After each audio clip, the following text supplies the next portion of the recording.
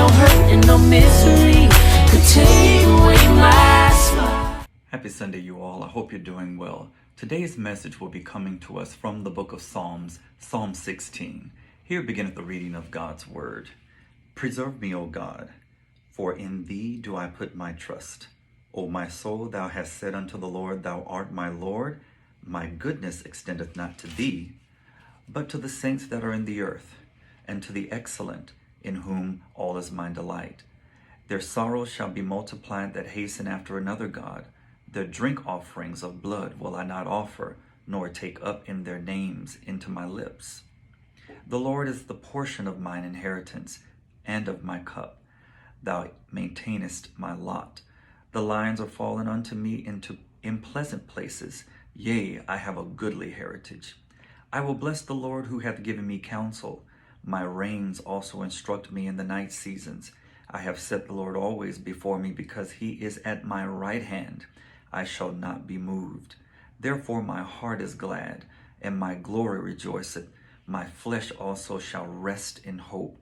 For thou wilt not leave my soul in hell, neither wilt thou suffer thine Holy One to see corruption. Thou wilt show me the path of life. In thy presence is fullness of joy. At thy right hand there are pleasures forevermore. We're in the 16th Psalm, and this is a Davidic psalm, or a Psalm of David. And we find David here meditating, contemplating, rehearsing, thinking, and pondering to keep his perspective clear. It's nothing like going through life's challenges, difficulties, or vicissitudes and not having the right perspective or the right information swimming in your head so that you can possibly come out with the right outcome. He opens up his scripture by using words like preserve, and he puts it in all caps, showing us that that is a characteristic of God, that God is a preserving God, one who watches over his people. It's also defined as to maintain, to look after, to take care of. He also continues his righteous attitude by using words like trust. Trust is defined as firm belief in the reliability, the truth, the strength of someone or something. It means having the ability to have total confidence, belief, and faith in. Now, I know faith and trust and love and commitment are all dirty words now because of our life experience. But I'm here to remind you that those words never and will never lose their real meaning, even though people, places, and things have made them out to be something else. Isn't it amazing how people have always, from the very beginning, redefined the original meaning of things or the original aspect of things? We always want to come up with our own take on things or our own advice to make it fit. But God comes to bring us the information, and he reminds us of the true meaning of words like this. Even when it comes to commitment, that's a dirty word because it appears that it does not exist anymore. But commitment still means staying loyal to that which you said long after the mood you said it in has left or passed. So we have many examples of people, places, and things being unreliable. Even when it comes to people, as wonderful as we are, we still, and with all of the advice out there, with the pep talk, with the motivational speaking, with all of the quotes and the memes, we still have not learned the art of keeping our word. We say one thing and do something else. Our actions very seldom or rarely line up with what we say, but yet and still, we still have lofty expectations of being respected, of being honored, of being trusted, of being relied on, and get an attitude when people call us out on it. We can't handle the truth, even though God expects for his people to stand in their truths. Even when it comes to our marriages, it's unfortunate how many marriages have failed or how many marriages are failing. There are people who are existing in marriages today and are struggling day in and day out, night in and night out, simply because it boils down to the fact that someone did not stop and think before they made a move and just simply came up with the truth that I'm not ready, that I don't have what it takes to become one with someone. I don't have what it takes to become a parent.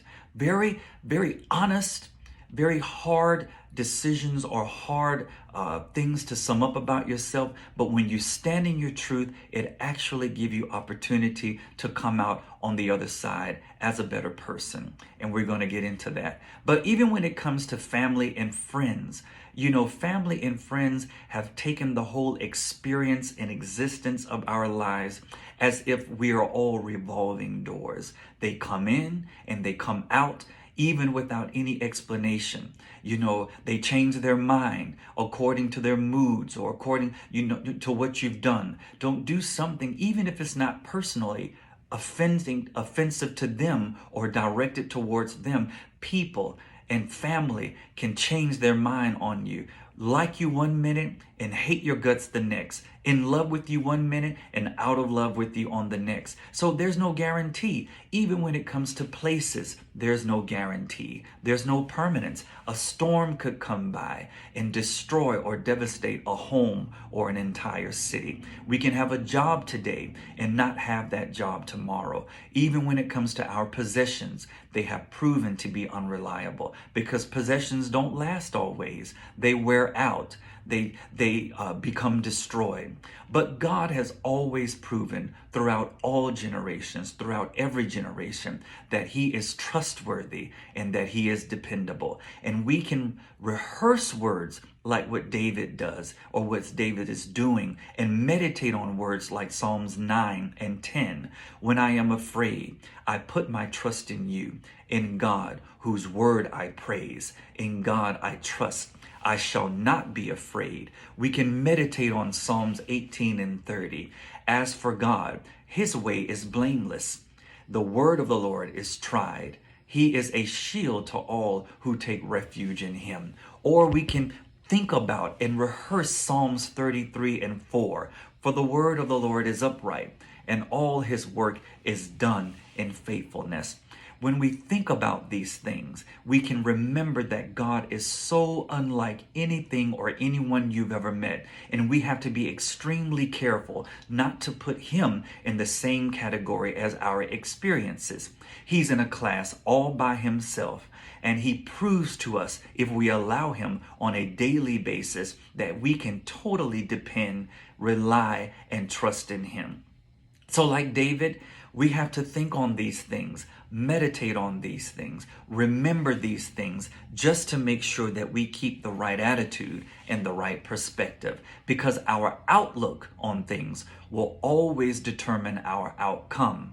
And we have to also remember that overthinking and meditating are two completely different things. Meditating means that I am taking the right information, the effective information, and rehearsing it so that I can come up with the right outcome. It's going to produce good results. That's one of the clear signs that you're in something when it's productive. In something well, or and you're doing something good. We're going to make mistakes, but they always produce the wrong outcomes. But when you know you're on the right track, it's always going to produce the right outcomes. But overthinking is almost like, when it's broken down and when you think about it, it's almost like taking the wrong information and trying to make it right. It's almost as if human beings are trying to put the round peg in the square hole. Well, let me let you in on a little secret. Because we're human beings and we're limited in our abilities, we don't have what it takes to defy nature. Only God can define nature. So what we have to do is learn how to trust in the Lord with all of our heart and don't lean into our own understanding. In all of our ways, acknowledge Him. And that's when the instructions come. He will direct our path. And when you talk like this, when you rehearse like this to yourself, It sees us through all of the difficult times. It builds character. It also builds confidence. It builds muscle memory so that when things happen to us, even in that very moment that negative thing or that ugly thing is happening, we can pull up the good advice. We can pull up the good information, and it keeps us focused. It calms our doubts. It soothes our fears. It allows us to maneuver through that thing so that we can come out victoriously on the other side. Sometimes when we swim around in the wrong information, when we're overthinking, that's how we stay or get stuck in a nasty situation for too long. But when you're going into a storm and you have the right information, knowing that there is a God, that there is somebody who's working on my behalf, that God is not sitting up in the heavens indifferent towards me, but that he loves me and that he cares for me and that he watches over me and that he doesn't sleep and he doesn't slumber, but his eyes go to and fro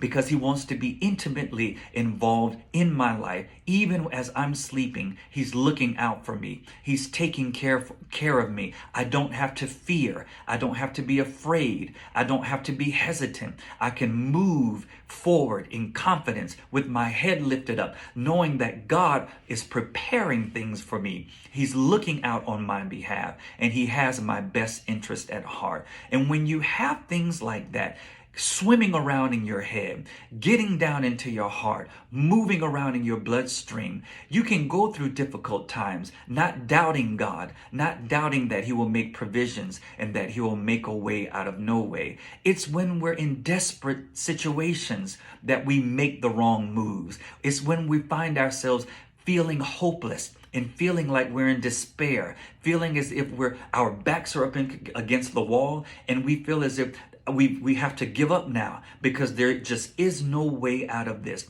Don't you remember there's been some circumstances where you thought that you were not going to make it, where you thought that there was no way out? But even today we can look back and see how God made a way where there was no way. We didn't know the outcome. We didn't know the solution, but God came up with the solution, and now we're sitting in heavenly places. We made it. We might have had to struggle. We might have had to go through some discomforts, but we made it out. So we don't have to now make hasty decisions. We don't have to live in desperation. We don't have to feel hopeless, but all of our hope, relying and trusting, is all in God. Even Philippians talks about confidence, as it says, being confident of this very thing, that he which hath begun a good work in you will perform it unto the day of Jesus Christ. And that word perform means he has the ability to complete it or finish it. And that's what God does. He says, my word, when it's sent out, it will not return unto me void, but it will accomplish the very thing that he set it out to do. So we serve a God that if he said it, he'll make it good. If he spoke it, he'll bring it to pass. He's not a hustler. He's not a player. He's not a manipulator, but he's the King of Kings and Lord of Lords. That's how David made it. David had some difficult, trying times, always encouched in wars, always dealing with the enemy, always dealing with jealousy, always dealing with persecution. But somehow or another, he kept his stride simply because he kept his focus and he had the right information. That's how he became a man after God's own heart, because he knew in difficult times who to run to. He knew that if he ran to God, if he took on the advice of God, if he took on the information of God, that he would come through every time. I know your experiences have shown you differently. I know life and people and places and things have shown you something else. But God would like you to invite him into your experience now so that he can come and make the necessary difference. May God bless you and keep you is my continued prayer. I love you guys. Have a great day and make it a great life.